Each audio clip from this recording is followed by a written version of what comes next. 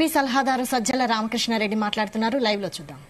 Conductor ticket కొట్టకూడదు, ఎందుకంటే ఆయన ఇన్ఫ్లుయెన్స్ చేయొచ్చు. ఒక రెవెన్యూ ఆఫీసులో వాళ్ళు సర్టిఫికెట్ ఇవ్వకూడదు, ఎందుకంటే అది ఇన్ఫ్లుయెన్స్ చేయొచ్చు.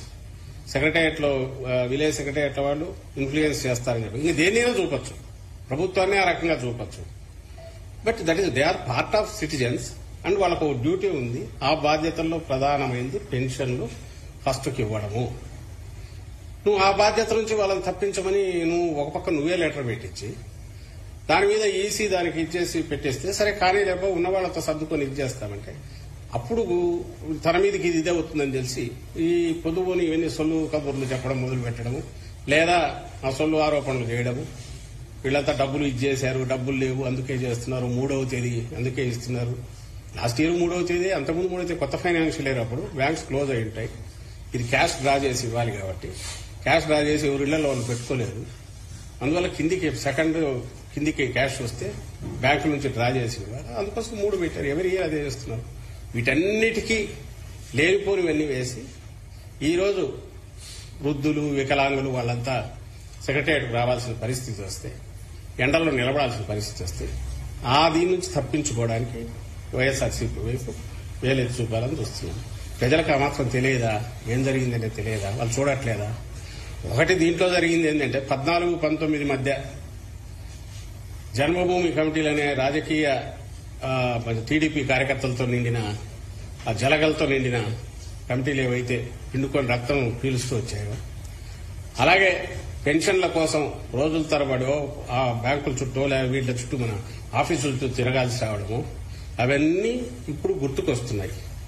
దాంతో జనంలో వచ్చిన తిరుగుబాటు, చంద్రబాబు నాయుడు మీద పాతవన్నీ గుర్తుకొచ్చి వాళ్ళు శాపాలు పెట్టడం, ఇవి చూసి జడుచుకొని మా మీద మళ్లీ కౌంటర్ అటాక్ చేయాలని చేస్తున్నాడు.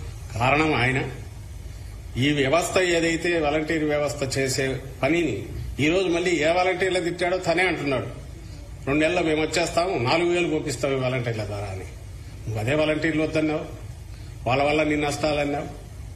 ఆఖరకు అసలు ఉద్యోగాలే ఇవ్వలేదన్నాడు. ఈరోజు దాన్ని ఒప్పుకుంటున్నాడు. మళ్ళీ మీకు సెక్రటరీ 1,26,000 మంది ఉద్యోగులు ఉన్నారు కదా, శాశ్వత పర్మనెంట్ ఉద్యోగులు, వాళ్ళతో ఇప్పించండి అని. అంటే అతను చంద్రబాబు నాయుడు తాను ఎంతసేపు స్వార్థం తప్ప వేరే చూసుకుని ఒక దానేమంటాం సమాజంలో ఉండడానికి కూడా అర్హత లేని ఒక వ్యక్తిగా ఇప్పటికే గుర్తింపు పొందిన చంద్రబాబు నాయుడు మన దురదృష్టవశాత్తు ఒక పార్టీ అధ్యక్షుడిగా ఉండడం, ఆ పార్టీ ఇప్పుడు అవసర దశలో ఉన్న ఆ పార్టీ అధ్యక్షుడిగా ఆయన ఏం చేస్తున్నాడో ఆయనకు తెలియట్లా. ఈ సిస్టమ్స్ ఏవైతే ఫుల్ ప్రూఫ్ గా ఎవరికైనా ఆదర్శప్రాయంగా ఉండే సిస్టమ్ జగన్మోహన్ రెడ్డి గారు ఏవైతే పెట్టారో, ఇవి ఆ రోజు ఆయన్ని పెట్టొద్దని ఎవరన్నా, ఆ రోజు పెడితే మేము వాటితోనే డీల్ చేయాల్సి వచ్చేది. నువ్వు ఆ రోజు జన్మభూమి కమిటీల బదులు ఇది సిస్టమ్ పెట్టింటే డెలివరీ మెకానిజం, జగన్మోహన్ రెడ్డి గారు వచ్చి దాని మీద డిపెండ్ అయ్యేవారు. ఇష్యూ ఏ సిస్టమ్ ఉందని కాదు, దాని ద్వారా మనం ఏం చేయిస్తున్నాము, ప్రజలకు ఎంత అందుబాటులో ఉన్నాము, ఎంత ప్రజలకు మంచి చేసే తపన పడినాము, ఇది కీలకమైన అంశం అవుతుంది. అందులో జగన్మోహన్ రెడ్డి గారు సక్సెస్ఫుల్ గా కిందకి తీసుకెళ్లారు కాబట్టి వాలంటీర్లు అంటే వాళ్ళ ఉద్యోగం వాళ్ళ ఏదైతే బాధ్యత నిర్వహిస్తున్న దాంట్లో సక్సెస్ అయ్యారు. ప్రజల్లో కూడా ఆ సిస్టమ్ కు మంచి పేరు వచ్చింది. దానివల్ల ఉపయోగం ఉందని అదర్ స్టేట్స్ కూడా గుర్తించాయి. ప్రతి ఒక్కరూ దాన్ని పొగుడుతున్నారు. ఇది ఇంతకుముందు ఎందుకు జరగలేదు, జరిగితే బాగుండేదని, ఇలాంటి ఎఫిషియెంట్ సిస్టమ్. నువ్వు దాన్ని దెబ్బ కొట్టాలని చూశావు. దాని ద్వారా ఏ ప్రయోజనాలు అయితే కిందికి చూస్తున్నామో దానిలోనూ దెబ్బ కొట్టాలని చూశావు. ఆఖరుకు ఉడుకుమోత్తనంతో, కడుపు మంటతో ఈరోజు దానికి టెంపరీగా తాత్కాలికంగా ఈసీతో బ్రేక్ వేయించావు. వేయించి ఇప్పుడు 2 పత్రికల చేతిలో ఉన్నాయో, 3 టీవీ ఛానళ్లు చేతిలో ఉన్నాయని అడ్డంగా ఈరోజు ఏదో పెట్టారు. పండుటాకుల మీద పగ అని ఒకడు, కావాలని శవరాజకీయాలు చేస్తున్నాను ఒకడు. అదే తీసుకుని చంద్రబాబు నాయుడు ఎక్కడ మీటింగ్లో దాని ఆ మాటే మాట్లాడతారు. ఉన్నది సిస్టంలోనే వాలంటీర్ వ్యవస్థ ద్వారా మామూలుగా అయితే ఫస్ట్ డే 80% పైన అయ్యేది. ఇప్పుడు ఉన్న సిస్టమ్ నే ఎఫిషియెంట్ గా వాడుకోవడం ద్వారా ప్రభుత్వం ఈ రోజు మార్నింగ్ కు 60% పూర్తి అయినట్టు ఇన్ఫర్మేషన్ వచ్చింది. నడుస్తోంది. బట్ ఇబ్బందులు ఉన్నాయి. ఎందుకంటే ఇంటి దగ్గరికి తెచ్చి ఇవ్వడానికి నడవలేని వాళ్ళకు, ఓల్డ్ వీళ్లకు, పీపుల్కు, వికలాంగులకు, అలాగే వాళ్ళు వెళ్లి తెచ్చుకోవాల్సి రావడం మధ్య ఉండే తేడా ఖచ్చితంగా ఉంటుంది. ఆ ఇబ్బంది అయితే వాళ్ళు పడుతున్నారు. కానీ కారణం ఎవరైతే వాళ్ళు గుర్తించినారు. కారణం గుర్తించినారు కాబట్టి చంద్రబాబు నాయుడు జడుచుకుని లేనిపోనివేవో చెప్పి మా మీద ఉల్టా ఆరోపణలు చేసే దుస్సాహసం చేస్తున్నాడు. వాస్తవానికైతే ఉన్న దాంట్లోనే ఎఫిషియెంట్ గా చేసి 2-3 రోజులు అది పూర్తి అవుతుంది. వీళ్ళు ఈ రోజు మాకు ప్రభుత్వానికి గుర్తు చేయాల్సిన అవసరం లేదు. ఇక్కడ ఇంతమంది ఉన్నారు, అక్కడ అంతమంది ఉన్నారు, వాళ్ళతో చేయించవచ్చు కదా, వీళ్లతో చేయించవచ్చు కదా, ఇవన్నీ చెప్పాల్సిన అవసరం లేదు. అడ్డం కొట్టింది నువ్వు. దానికి నువ్వు ఎంత సంజాయిషి ఇచ్చినా ఎవరైతే అంగీకరించరు. జనం ఆల్రెడీ అర్థం చేసుకున్నారు. రేపు అది ఎన్నికల్లో కూడా అది కనపడుతుంది. అవ్వాతాతలకు ఈ రోజు పరిస్థితి వచ్చిందంటే దానికి కారణం టీడీపీ అని మీరు చెప్తున్నారు. టీడీపీ కాదు వైసీపీ అన్నారు. ఇవన్నీ పక్కన పెడితే టీడీపీ రాజమండ్రి అభ్యర్థి నేనే పెన్షన్ లో వాలంటీర్లతో ఇవ్వకుండా ఆపించాను అంబేద్కర్ ప్రెస్ మీటింగ్ ఎలా చూస్తారు సార్? అంటే అందరికి తెలిసింది అక్కడ ఎవరో ఆ అభ్యర్థి తను ఓపెన్ గా అన్నాడు. కానీ వీళ్ళు కూడా అంతకుముందు అదే అన్నారు. వీళ్ళు ఈ మాటలు అన్నవి ఎప్పుడైతే దీన్ని గుర్తించినప్పుడు వీళ్ళు అన్నారు. ఈ రోజు ఎప్పుడైతే అది ఒకసారి ఆ ఆగ్రహం, ఆ కోపం సునామీ మాదిరి వచ్చి మీద పడుతోంది, ప్రజా ఆగ్రహం అంతా చవి చూడాల్సి వస్తుంది, మామూలుగా చిత్త కొట్టరు, జనం మామూలుగా కొట్టరు, ఎన్నికలు 4 రోజుల్లో ఉన్నాయనే భయం పెట్టుకుందో అప్పుడు ఈ సాకులు ఏవో చెప్తున్నారు, మా మీద ఇది చేయాలని ప్రయత్నం చేస్తున్నారు తప్ప ఇంటెన్షన్ అయితే క్లియర్.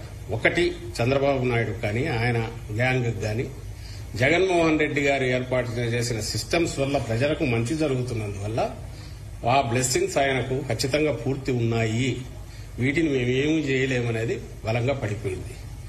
ఆ సమయంలో దాన్ని ఎలాగో ఆ జనంలో ఉండే ఇది ఆపలేరు కాబట్టి ఏదైతే కారణమని వాళ్ళు అనుకుంటున్నారో ఇందుకు ఆ సిస్టమ్ను దెబ్బ కొడితే, ఈసీ మీద ప్రెజర్ తీసుకొచ్చేసి ఆ సిస్టమ్ను దెబ్బ కొడితే ఈ 2 నెలల్లో ఆ ఆగ్రహం, కోపం జగన్ గారి మీదకి పోతుంది అనేది వాళ్ళ ఉద్దేశం. కానీ ప్రజలు మాత్రం అర్థం చేసుకోలేరా? అర్థం చేసుకున్నారు కాబట్టి ఈ రోజు ఈ సిచ్యువేషన్, ప్రజలు ఎంత కోపంగా ఉన్నారు చంద్రబాబు నాయుడు మీద అనేది చంద్రబాబు నాయుడు అనుకో ఆ గ్యాంగ్ రియాక్షన్స్ లోనే తెలుస్తుంది.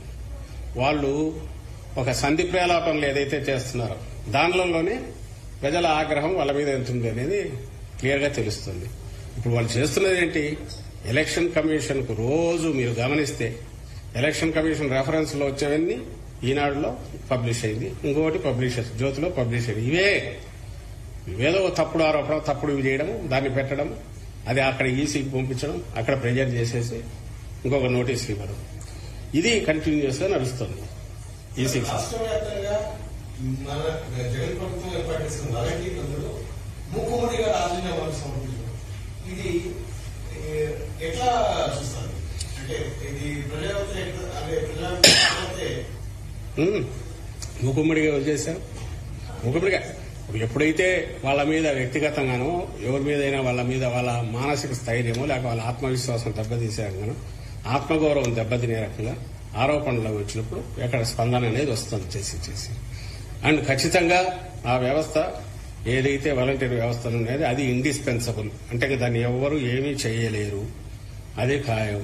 ఎందుకంటే దాని అవసరము, దానివల్ల ఉపయోగం రెండు కూడా ఎస్టాబ్లిష్ అయిపోయాయి 4 ఏళ్లలో.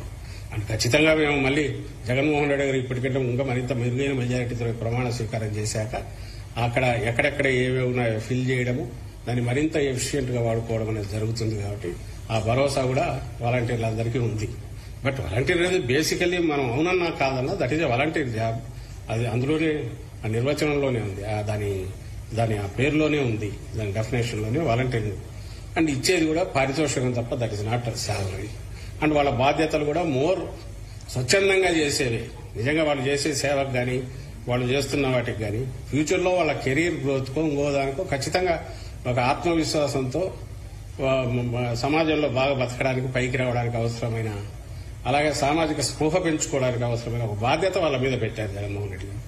సో ఒక సాలిడ్ ఫౌండేషన్ లాగా, ఇంటర్న్షిప్ లాగా ప్రతి యువతి యువకులు ఎవరైనా సరే దాంట్లోకి వచ్చారంటే బయటకు వచ్చేసరికి ఒక ఆత్మవిశ్వాసంతో వస్తున్నారు.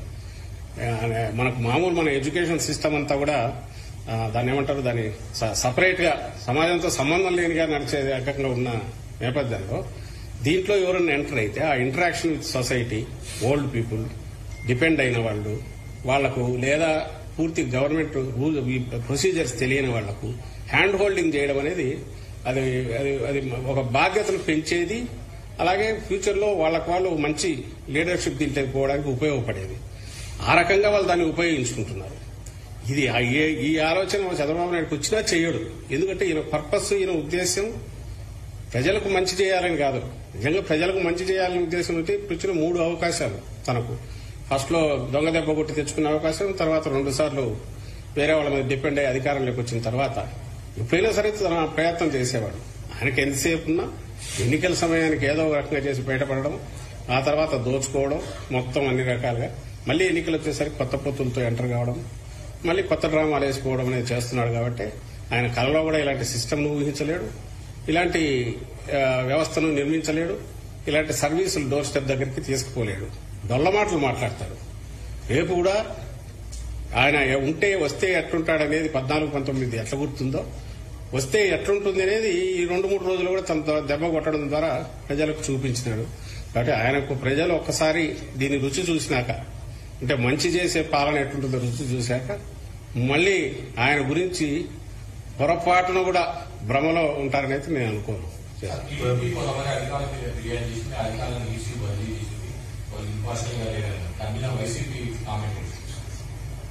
2 రకాలుగా దీన్ని చూస్తున్నాం. ఒకటి, టీడీపీ ఎందుకు పురంధేశ్వరి వాళ్ళ ముందు నుంచి ఈయన వదిన గారు ఆమె రాస్తూనే ఉన్నారు.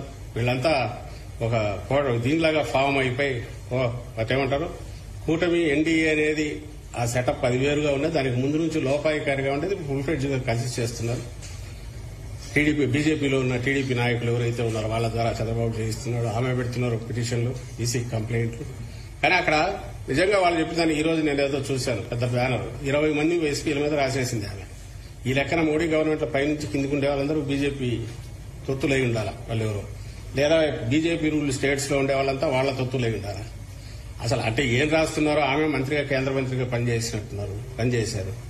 సరే, ఈ చంద్రబాబు నాయుడు అయితే అంతకుముందు సీఎం గానే చేశాడు. ఖచ్చితంగా ఎక్కడన్నా ఉంటే ప్రతిపక్షాలకు దానికి సంబంధించిన కంప్లైంట్ ఇవ్వడం దాంట్లో తప్పులేదు. అలాగే ఒకసారి ఎన్నికల కమిషన్ పరిధిలోకి వ్యవస్థలు వెళ్లిన తర్వాత అధికార పక్షమైన ప్రతిపక్షమైన ఈవెన్ ప్లే గ్రౌండ్ ఇది ఉండాలి. కాబట్టి ఖచ్చితంగా బాధలు ఏమంటే చెప్పుకోవడం తప్పులేదు. అయితే నాకు అర్థం కాని విషయం ఏంటంటే 100కు 100%, 90% ఎక్కడ ఎవరికైనా దీనిలాగా పనిచేసే వాళ్ళ మాట విని చేసే వాళ్ళు ఎందుకుంటారు, ఎక్కడ ఉంటారు? అట్లా ఉంటే ఏ వ్యవస్థ అయినా బతుకుతుందా, ఇంతకాలం ఉంటుందా? వాళ్ళు కక్ష కట్టి డిమోరలైజ్ చేయడానికి, బ్యూరోక్రసీని గాని, అధికార యంత్రాంగాన్ని, ఉద్యోగుల మానసిక స్థైర్యం దెబ్బతీయడానికి, తద్వారా కన్ఫ్యూజన్ క్రియేట్ చేయడానికి, అంటే చెప్పడానికి వీళ్ళకి ఏం లేదు, పాజిటివ్ అజెండా లేదు, లేదా హోప్ క్రియేట్ చేసే అజెండా లేదు. అందుకని ఇలాంటివి తప్పుడు ఎత్తులేసి రాస్తున్నారు. ఈసీ మీద కూడా ప్రెజర్ చేస్తున్నారు, వాళ్ళు లొంగిపోతున్నారు. నిన్న ఆఫీసర్లు ట్రాన్స్ఫర్ చేశారు. ఏ రీజన్ కింద చెప్పిండాల్సింది. ఒక్కటి వాళ్ళు చెప్పగలేదు. చిలకలూరుపేట పీఎం సభ నాకు తెలియక అడుగుతాను, వాళ్ళది ఎస్పీజీ ఇదేదో ఉంటుంది వాళ్ళది సంబంధించినంత పిఎం సెక్యూరిటీ గ్రూప్ వాళ్ళు వచ్చిన తర్వాత వాళ్ళ హ్యాండ్ ఓవర్ లో ఉంటుందా, వాళ్ళ మైక్ సిస్టమ్? తెలంగాణలో బీఆర్ఎస్ పార్టీ